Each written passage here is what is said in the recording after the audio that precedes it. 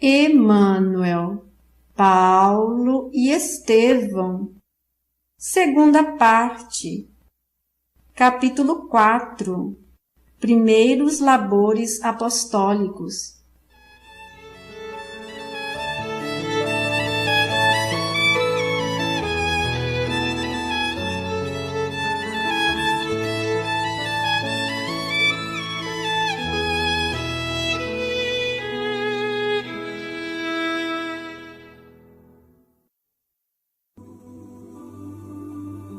Tamires, contudo, deixando entrever que padecia da mesma influência perniciosa, brada enraivecido: Sois um feiticeiro imundo, esta que é a verdade, mistificador do povo simplório e rude.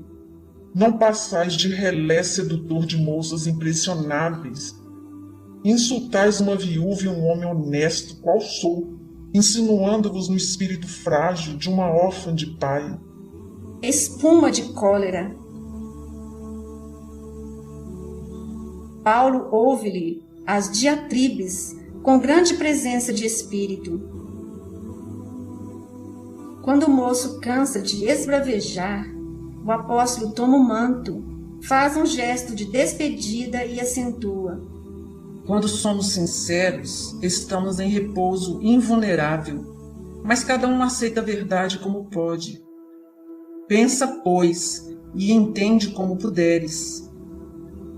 E abandona o recinto para ir ter com Barnabé.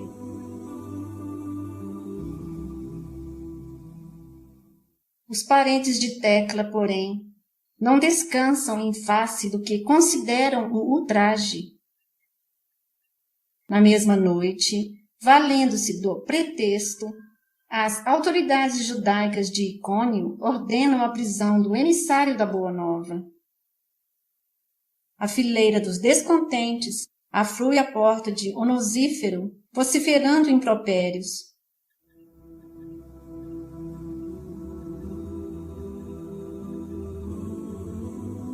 Apesar da interferência dos amigos, Paulo é arrastado ao cárcere, onde sofre o suplício dos 39 açoites. Acusado como sedutor e inimigo das tradições da família, ao demais blasfemo e revolucionário, faz-se indispensável muita dedicação dos confrades recém-convertidos para restituí-lo à liberdade.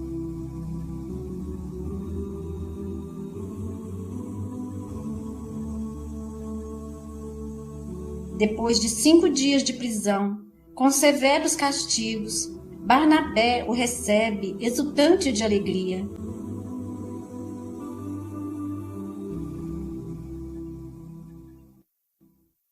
O caso de Tecla assume proporções de grande escândalo, mas o apóstolo, na primeira noite de liberdade, reúne a igreja doméstica, fundada com Onesíforo, e esclarece a situação para conhecimento de todos.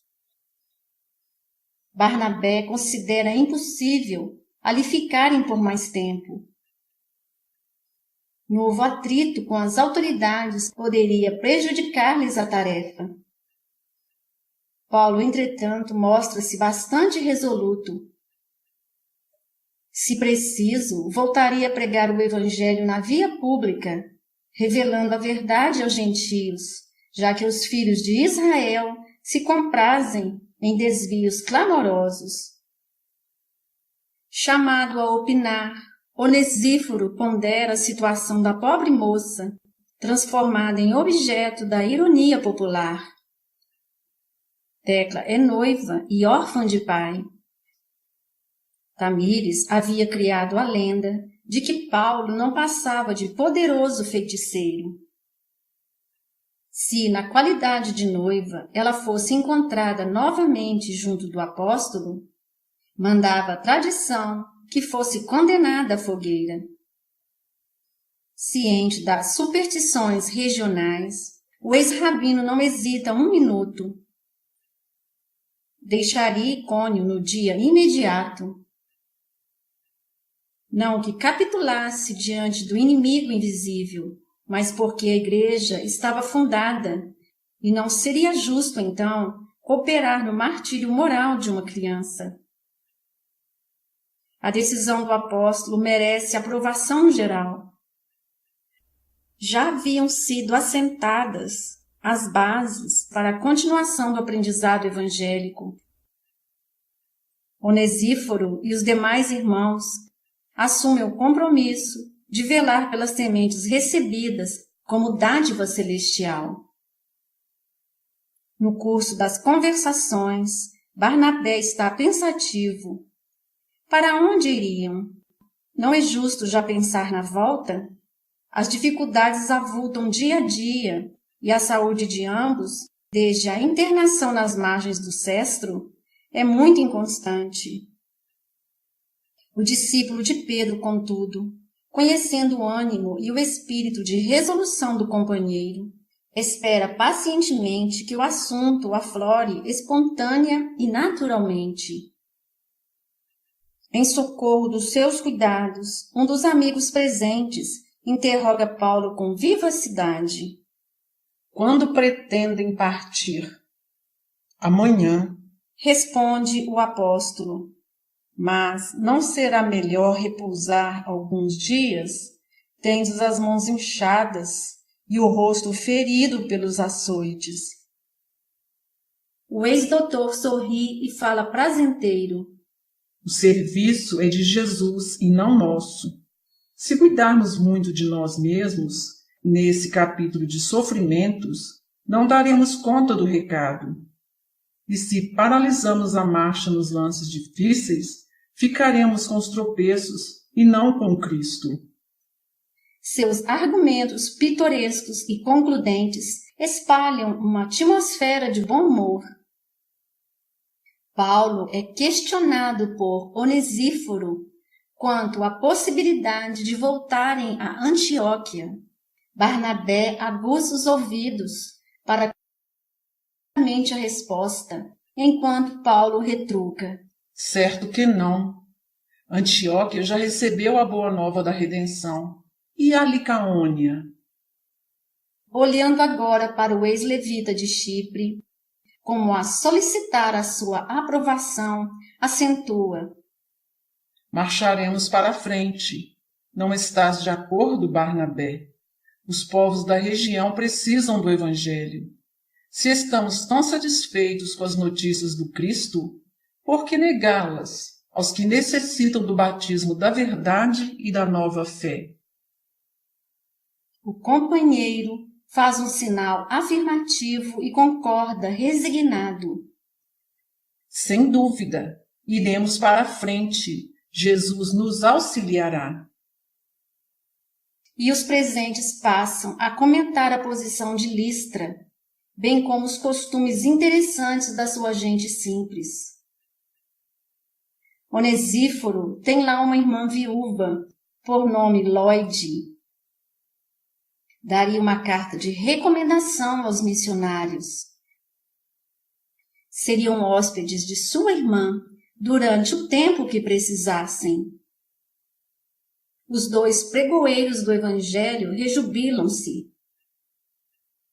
Principalmente Barnabé, não cabe em si de contentamento, afastando a ideia triste de ficarem completamente isolados. No dia seguinte, sob comovidos a deuses, os missionários tomam a estrada que os vai conduzir ao novo campo de lutas.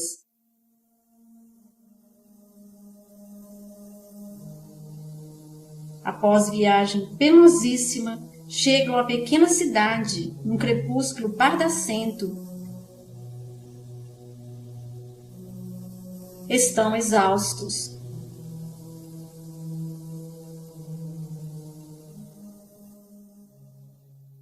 A irmã de Onesíforo, no entanto, é pródiga em gentilezas. Velha viúva de um grego abastado, Lloyd mora em companhia de sua filha Eunice, igualmente viúva, e de seu neto Timóteo, cuja inteligência e generosos sentimentos de menino constituem o maior encanto das duas senhoras. Os mensageiros da Boa Nova são recebidos nesse lar com inequívocas provas de simpatia. O inexcedível carinho dessa família é um bálsamo confortador para ambos. Conforme seu hábito, Paulo refere-se na primeira oportunidade ao desejo imenso de trabalhar durante o tempo de sua permanência em Listra, de modo a não se tornar passível de maledicência ou crítica, mas a dona da casa opõe-se terminantemente. Serão seus hóspedes. Basta a recomendação de Onesíforo para que fiquem tranquilos. Além disso, explica, Listra é uma cidade muito pobre, possui apenas 2 tendas humildes, onde nunca se fazem tapetes. Paulo está muito sensibilizado com o acolhimento carinhoso. Na mesma noite da chegada, observa a ternura com que Timóteo, tendo pouco mais de 13 anos, toma dos pergaminhos da lei de Moisés e os escritos sagrados dos profetas. Deixa o apóstolo que as 2 senhoras comentem as revelações em companhia do mesmo, até que seja chamado a intervir. Quando tal se dá, aproveita o ensejo para fazer a primeira apresentação do Cristo ao coração enlevado dos ouvintes. Tão logo começa a falar, observa a profunda impressão das 2 mulheres, cujos olhos brilham enternecidos, mas o pequeno Timóteo ouve-o com tais demonstrações de interesse que, muitas vezes, lhe acaricia a fronte pensativa. Os parentes de Onesíforo recebem a Boa Nova com júbilos infinitos. No dia imediato, não se fala de outra coisa. O rapaz faz interrogações de toda espécie. O apóstolo, porém, atende-o com alegria e interesse fraternais. Durante 3 dias, os missionários entregam-se a caricioso descanso das energias físicas. Paulo aproveita a ocasião para conversar largamente com Timóteo, junto do grande curral onde as cabras se recolhem. Somente no sábado procuram tomar contato mais íntimo com a população. Listra está cheia das mais estranhas lendas e crendices. As famílias judaicas são muito raras e o povo simplório aceita como verdade todos os símbolos mitológicos. A cidade não possui sinagoga, mas um pequeno templo consagrado a Júpiter, que os camponeses aceitam como pai absoluto dos deuses do Olimpo. Há um culto organizado. As reuniões efetuam-se periodicamente, os sacrifícios são numerosos. Numa praça nua, movimenta-se o mercado parco, pela manhã.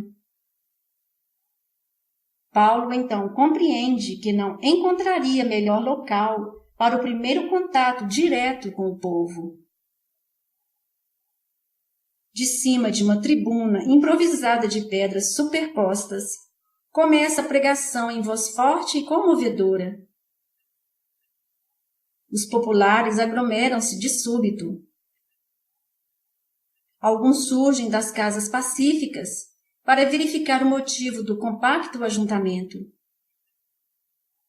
Ninguém se lembra das aquisições de carne, de frutas, de verduras. Todos querem ouvir o desconhecido forasteiro. O apóstolo fala, primeiramente, das profecias que hão anunciado a vinda do Nazareno e, em seguida, passa a relatar os feitos de Jesus entre os homens. Pinta a paisagem da Galileia com as cores mais brilhantes do seu gênio descritivo. Fala da humildade e da abnegação do Messias.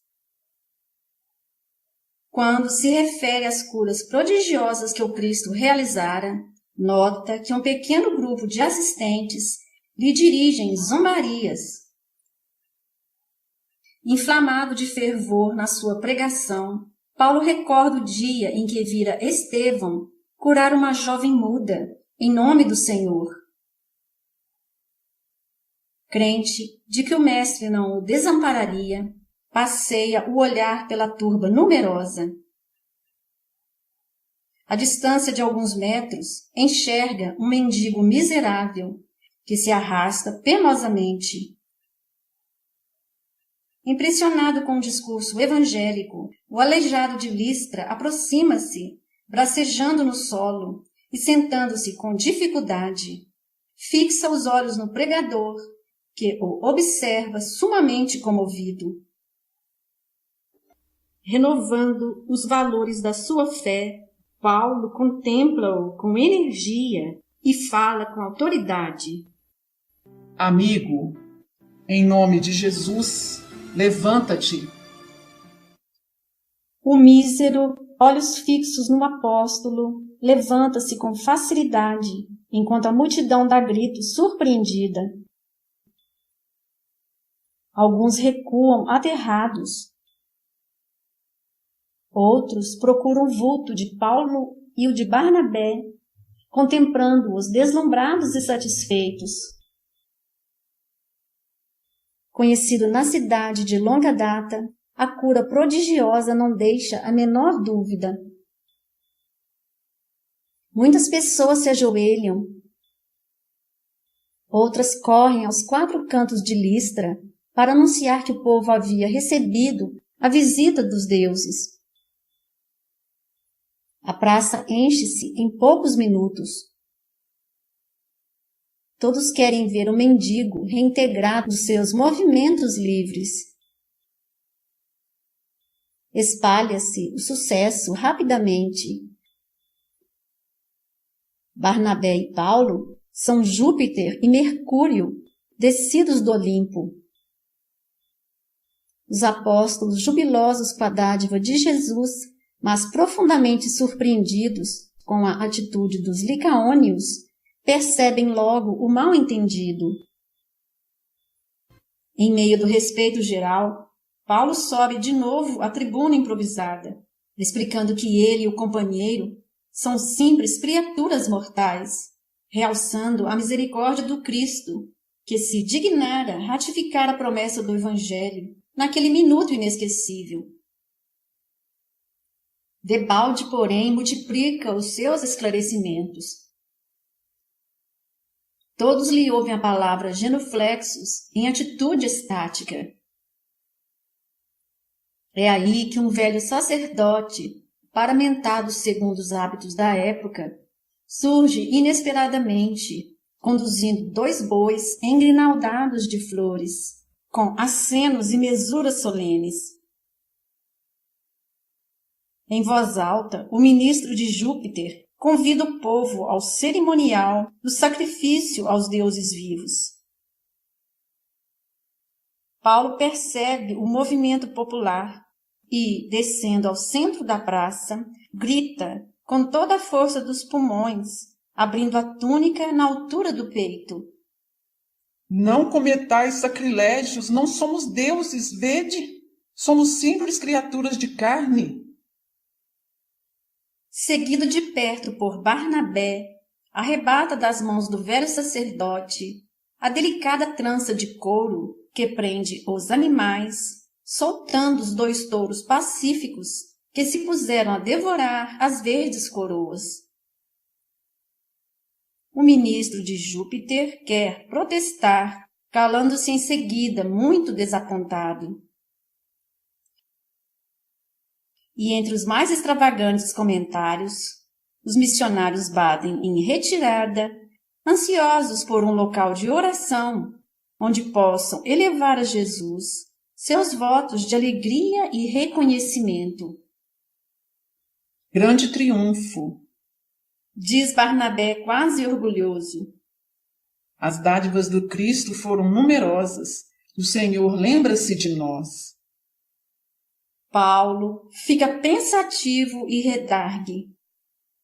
Quando recebemos muitos favores, precisamos pensar nos muitos testemunhos. Penso que experimentaremos grandes provações. Aliás, não devemos esquecer que a vitória da entrada do Mestre em Jerusalém precedeu os suplícios da cruz. O companheiro, considerando o elevado sentido daquelas afirmações, entra a meditar em profundo silêncio. Lloyd e a filha estão radiantes. A cura do aleijado confere aos mensageiros da Boa Nova singular situação de evidência. Paulo vale-se da oportunidade para fundar o primeiro núcleo do cristianismo na pequena cidade. As providências iniciais são tomadas na residência da generosa viúva, que põe à disposição dos missionários todos os recursos ao seu alcance. Tal como Enéa Pafos estabelecem no casebre muito humilde a sede das atividades de informações e de auxílio.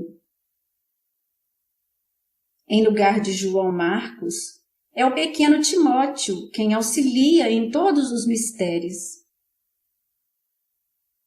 Durante o dia, numerosas pessoas copiam o Evangelho, enquanto os enfermos acorrem de toda parte, carecidos de imediata assistência. Não obstante tal êxito, cresce igualmente a animosidade de uns tantos contra a nova doutrina. Os poucos judeus de Listra deliberam consultar as autoridades de Icônio relativamente aos dois desconhecidos. E foi o bastante para que se turvassem os horizontes. Os comissionários regressam com um acervo de notícias ingratas. O caso de Tecla é pintado a cores negras. Paulo e Barnabé são acusados de blasfemos, feiticeiros, ladrões e sedutores de mulheres honestas. Paulo, principalmente, é apresentado como um revolucionário temível. O assunto em Listra é discutido intramuros. Os administradores da cidade convidam o sacerdote de Júpiter a entrar na campanha contra os embusteiros e, com a mesma facilidade com que haviam acreditado na sua condição de deuses, passam todos a atribuir aos pregadores as maiores perversões. Combinam-se providências criminosas. Desde a chegada dos dois desconhecidos que falam em nome de um novo profeta, Listra vive sobressaltada por ideias diferentes. É preciso coibir os abusos.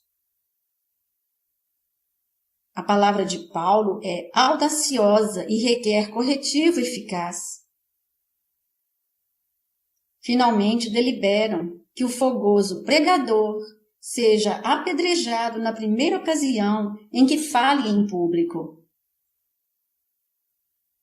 Ignorando o que se trama, o apóstolo dos gentios, deixando Barnabé acamado por excesso de trabalho, faz-se acompanhar do pequeno Timóteo no sábado imediato ao entardecer e vai até a praça pública mais uma vez para anunciar as verdades e promessas do Evangelho do Reino.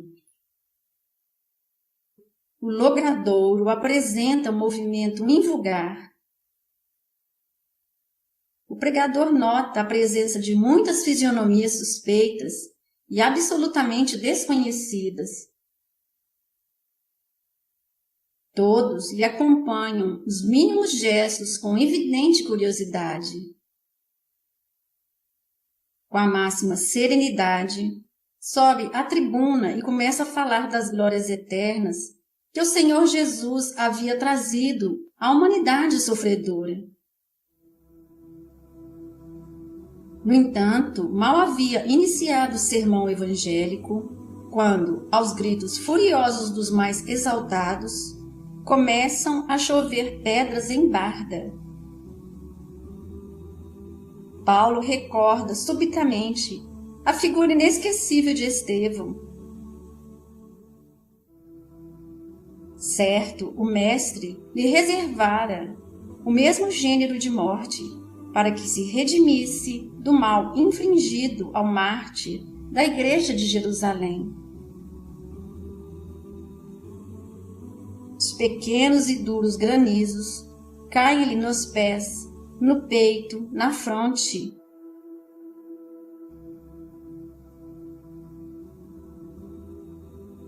Sente o sangue a escorrer-lhe da cabeça ferida e ajoelha-se, sem uma queixa, rogando a Jesus que o fortaleça no angustioso transe.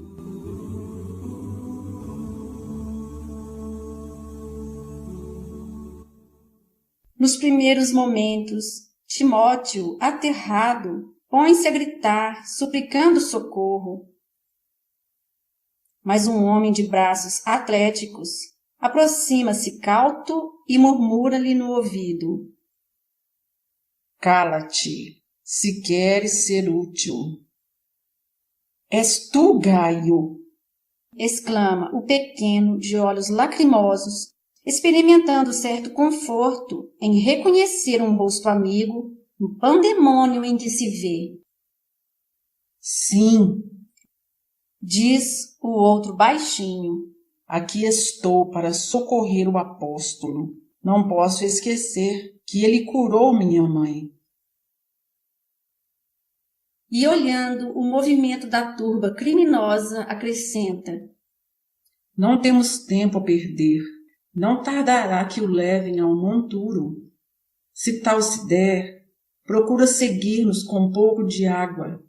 Se o missionário não sucumbir, prestarás os primeiros socorros, até que eu consiga prevenir tua mãe. Separam-se imediatamente. Ralado de aflição, o rapaz vê o pregador de joelhos, olhos fitos no céu, num transporte inesquecível. Filetes de sangue descem-lhe da fronte fraturada. Em dado momento, a cabeça pende e o corpo tomba desamparado. A multidão parece tomada de assombro.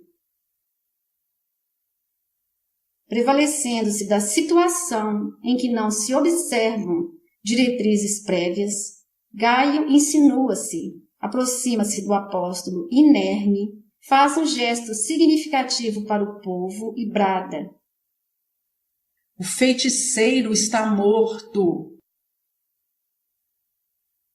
Sua figura gigantesca desperta as simpatias da turba inconsciente. Surgem aplausos. Os que hão promovido o nefando atentado desaparecem. Gaio compreende que ninguém ousa assumir a responsabilidade individual. Em estranhas vibrações, bradam os mais perversos: Fora das portas, feiticeiro ao monturo, feiticeiro ao monturo. O amigo de Paulo, disfarçando a comiseração com gestos de ironia, fala à multidão satisfeita: Levarei os despojos do bruxo. A turba faz um alarido ensurdecedor e Gaio procura arrastar o missionário com a cautela possível. Atravessam vielas extensas em gritos, até que, atingindo o local deserto, um tanto distante dos muros de Listra, deixam Paulo semi-morto na montureira do lixo. O latagão inclina-se, como a verificar a morte do apedrejado, e observando cuidadosamente que ainda vivia, grita: Deixemo-lo aos cães, que se incumbirão do resto. É preciso celebrar o feito com algum vinho. E, seguindo o líder daquela tarde, a multidão bate em retirada, enquanto Timóteo se aproxima do local, valendo-se das sombras da noite, que começa a fechar-se. Correndo a um poço não muito distante e que se destina à serventia pública, o pequeno enche o gorro impermeável de água pura, prestando os primeiros socorros ao ferido. Banhado em lágrimas, nota que Paulo respira com dificuldade, como se houvesse mergulhado em profundo desmaio. O jovem listrense assenta-se ao seu lado, banha-lhe a testa ferida com extremos de carinho. Mais alguns minutos e o apóstolo volta a si para examinar a situação. Timóteo o informa de tudo. Muito compungido, Paulo agradece a Deus, pois reconhece que somente a misericórdia do Altíssimo poderia ter operado o milagre por sequestrá-lo aos propósitos criminosos da turba inconsciente.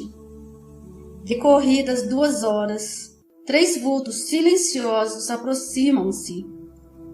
Muito aflito, Barnabé deixara o leito, não obstante o estado febril, para acompanhar Lloyd e Eunice, que, avisadas por Gaio, acorriam com os primeiros socorros. Todos rendem graças a Jesus, enquanto Paulo toma pequena dose de vinho reconfortador. Organização espiritual poderosa, apesar das sevícias físicas, o tecelão de Tarso levanta-se e regressa a casa com os amigos, levemente amparado por Barnabé, que lhe oferece o braço amigo.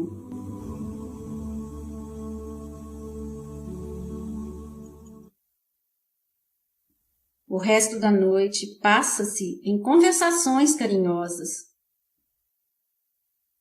Os 2 emissários da Boa Nova temem a agressão do povo às generosas senhoras que o haviam hospedado e socorrido. É preciso partir para evitar maiores incômodos e complicações. Em vão, a palavra de Lloyd se faz ouvir, procurando dissuadir os pregoeiros do Cristo. Debalde, Timóteo beija as mãos de Paulo e lhe pede que não parta. Receosos de mais tristes consequências, depois de coordenarem as instruções necessárias à igreja nascente, transpõem as portas da cidade ao amanhecer em direção a Derbe, que fica algo distante.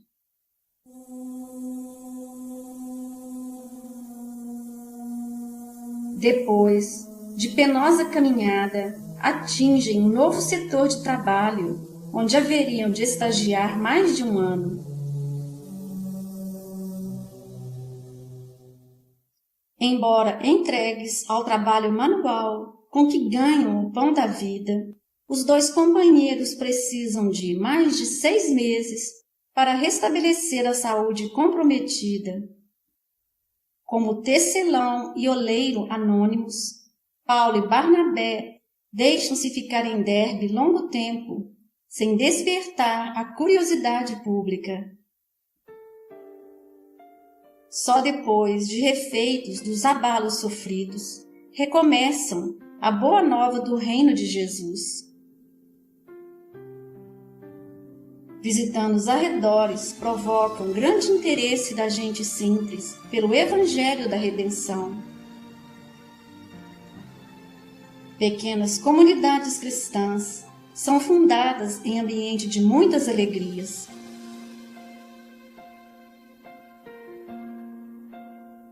Após muito tempo de labor, resolvem regressar ao núcleo original do seu esforço. Vencendo etapas difíceis, visitam e encorajam todos os irmãos escalonados nas diversas regiões da Licaônia, Pisídia e Panfília. de Perge descem a Atália, de onde embarcam com destino a Seleucia e dali ganham Antioquia. Ambos haviam experimentado a dificuldade dos serviços mais rudes. Muitas vezes se viram perplexos com os problemas intrincados da empresa. Em troca da dedicação fraternal, haviam recebido remorques, açoites e acusações pérfidas. Contudo, através do abatimento físico e dos golpes, irradiavam ondas invisíveis de intenso júbilo espiritual.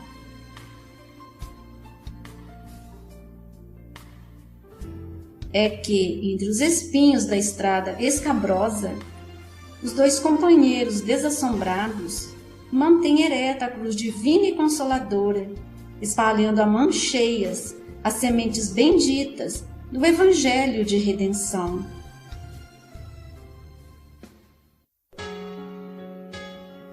Fim do capítulo. Ave Jesus, Deus seja conosco.